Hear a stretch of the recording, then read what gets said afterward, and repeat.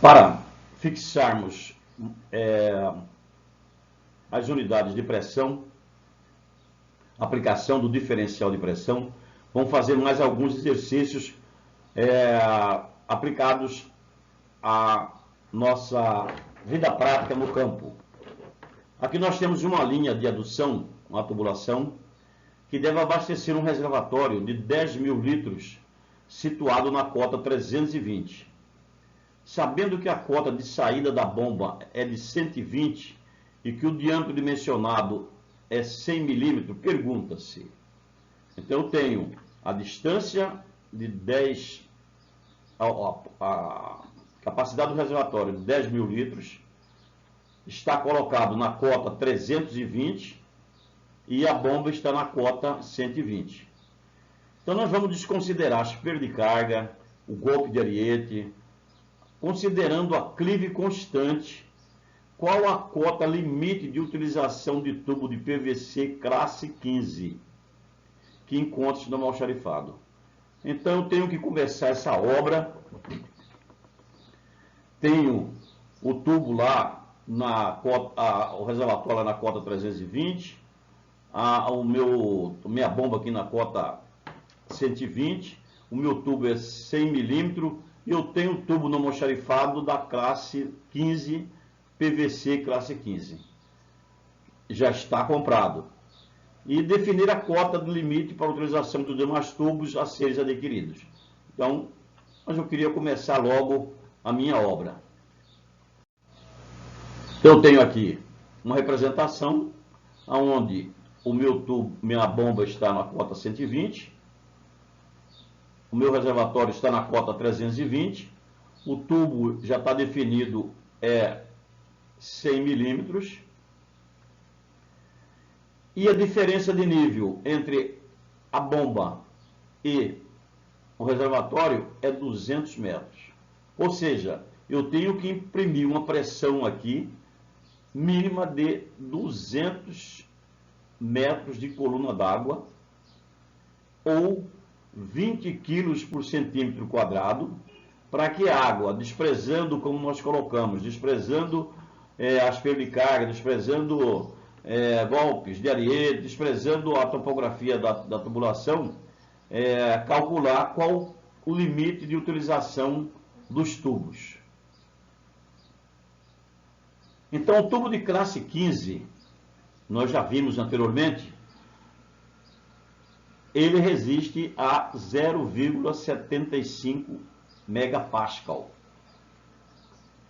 Ou seja, a pressão admissível dele é 0,75 megapascal, que é 0,75 vezes 10, 7,5 kg por centímetro quadrado, ou 75 MCA. Então, onde a pressão for da ordem de 75 MCA, eu posso usar o tubo de classe 15.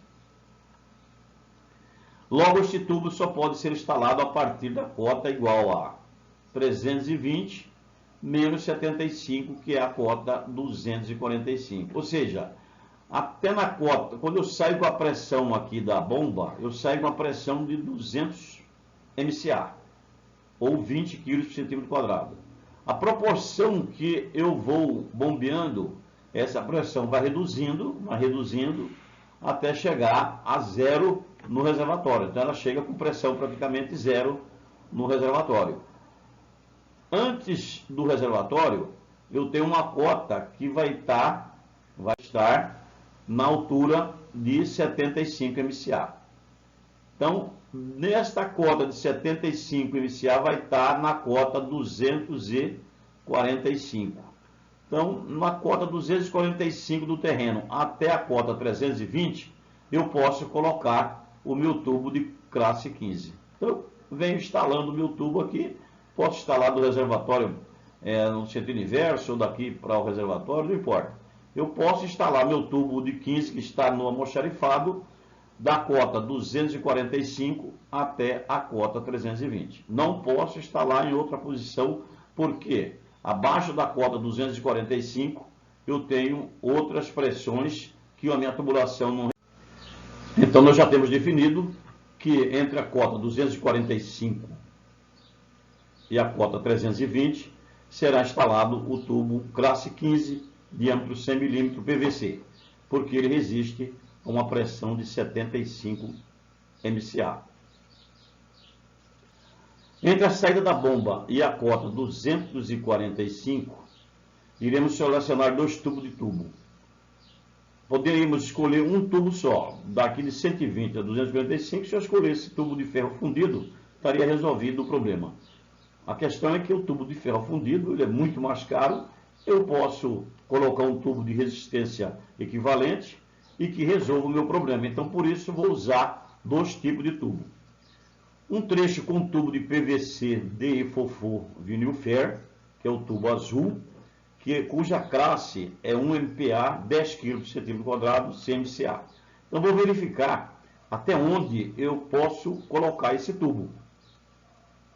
O trecho com tubo do Vinil Fair será da cota 320, até um diferencial de 100 metros. Onde que está a pressão de 100 metros?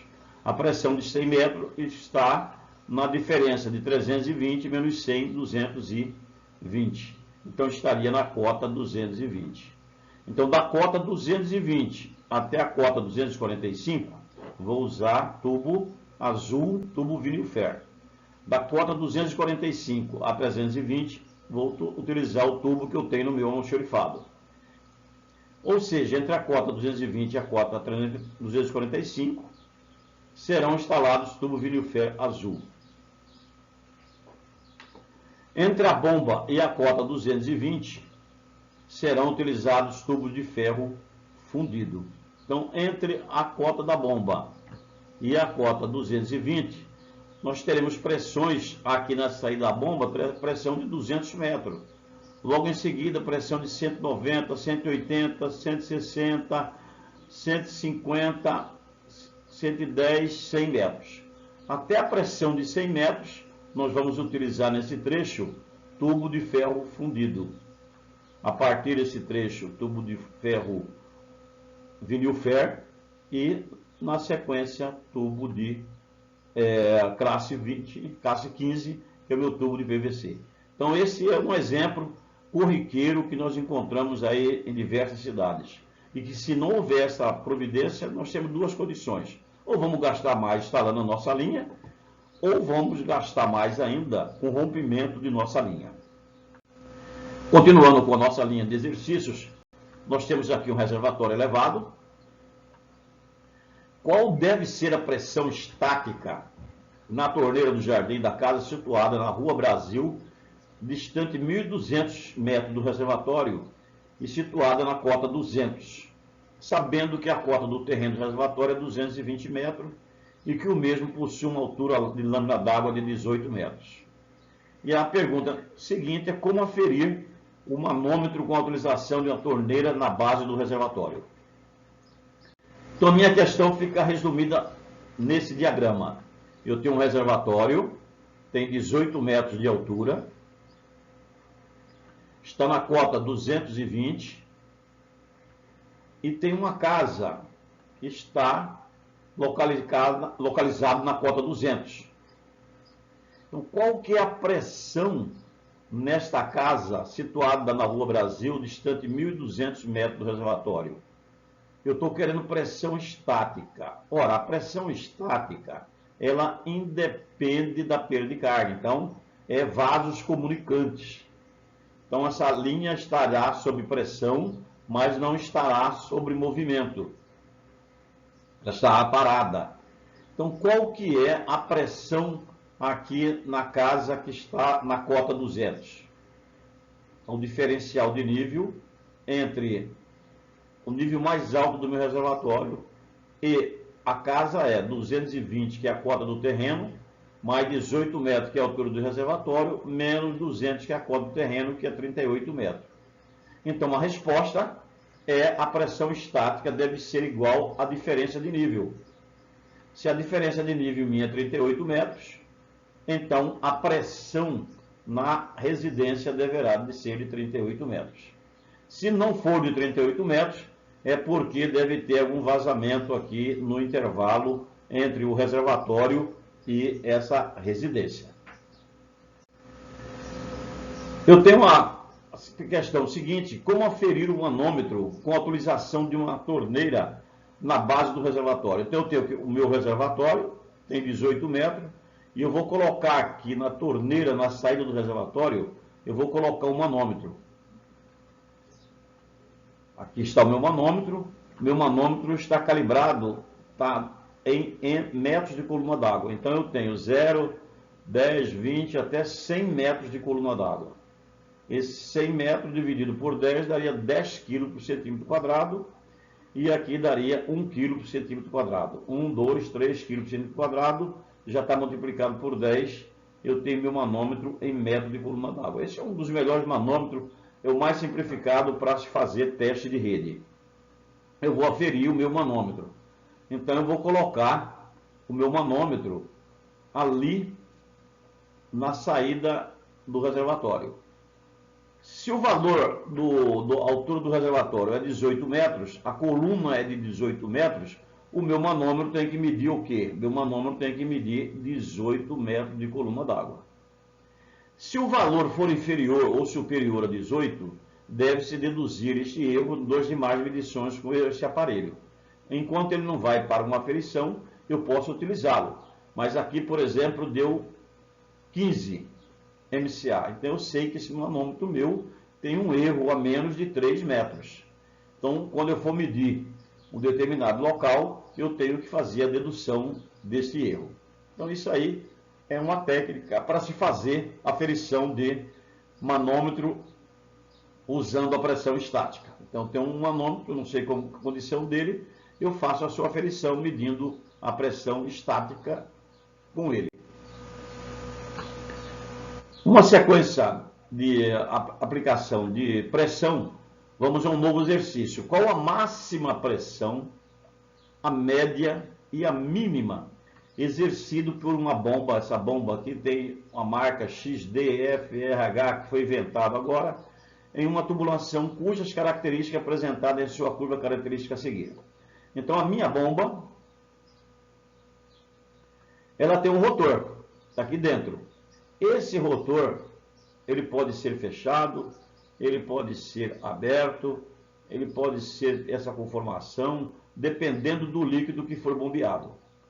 Independente das suas características, ele tem uma identidade, como nós já falamos. Toda bomba tem uma curva característica que representa a sua identidade. Isso aqui é a curva da bomba. Então, tudo que eu quiser saber sobre a bomba, eu vou buscar na sua curva. Por isso que cada bomba deve ter lá no campo um envelope com a sua curva característica. É muito mais simples para quando for fazer uma investigação, uma operação, uma medição, nós sabermos olhar na curva da bomba e ver qual que é a pressão máxima dessa bomba. Então aqui nós temos uma linha que representa as pressões, que é a linha, o eixo vertical, é a linha da pressão. Varia aqui de 15 a 45. Então, a pressão máxima seria se essa bomba estivesse usando um rotor com um diâmetro de 139 milímetros. Então, a pressão máxima seria aqui de 40 metros. Qual que seria a pressão mínima? A pressão mínima seria se essa bomba estivesse usando um rotor, esse rotor de 108 milímetros, estaria operando nesse ponto, um ponto inadequado, mas a pressão mínima seria este valor aqui, ó, próximo de 12, 13 MCA. E a pressão média, que já está caracterizado aqui, é a pressão que eu devo trabalhar com as curvas de bomba. Eu não posso trabalhar com pressão máxima, não posso trabalhar com pressão mínima. Eu não posso trabalhar no final da curva da bomba, eu não posso trabalhar no começo da curva da bomba. Eu devo trabalhar sempre no meio da curva da bomba. No meio da curva da bomba eu tenho sempre os maiores rendimentos. Essas curvas aqui são curvas de rendimentos. Aqui eu tenho um rendimento 65, 63, 60, pelo tipo de bomba. eu estou trabalhando aqui uma média de 63 de rendimento. Essa bomba estaria operando com uma vazão nesse ponto aqui. Aqui nós estaremos 20, 25, 30, então nós estaremos com a vazão aqui de 22,5, 23 metros cúbicos por hora e uma altura aqui de 30 metros. Então esse seria, para selecionar essa bomba, esse seria o melhor ponto de operação. Cerca de 23 metros cúbicos por hora e 30 metros de altura. Então, entender uma curva de bomba é muito importante para operarmos sistemas de abastecimento de água.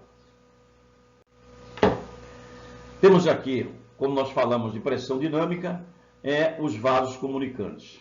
Os vasos comunicantes independem da forma. A pressão, o nível de pressão estática é o mesmo independente da forma, porque ele se comporta como pressão estática e não como pressão dinâmica. Nós desprezamos em nossos cálculos o que nós chamamos de perda de carga. O que é isso? Quando nós fazemos a vinculação de vazão numa tubulação, ela tem atrito ao longo da tubulação, tem peças ao longo da tubulação. Então a pressão que eu saio, mesmo que a tubulação seja reta, não é a pressão que eu chego. Eu tenho esse diferencial de pressão que é denominado perda de carga. Em nossos exercícios, nós eliminamos essa condição de perda de carga. Ele é relevante dependendo das circunstâncias, mas porém não é assunto do nosso tema, do nosso curso. Aqui nós temos um exemplo de um bombeamento. Nós sempre referimos aqui, está bombeando da cota 220 para a cota 320. Só que nesses intervalos nós temos aí perda de carga em função de peças, nós temos perda de carga em função da tubulação e que no final vai representar uma necessidade de um acréscimo de pressão em função da altura de sucção, da altura de recalque e das perdas de carga localizada e da perda de carga distribuída. Mas isso aqui é assunto para uma outra etapa, um outro nível de curso.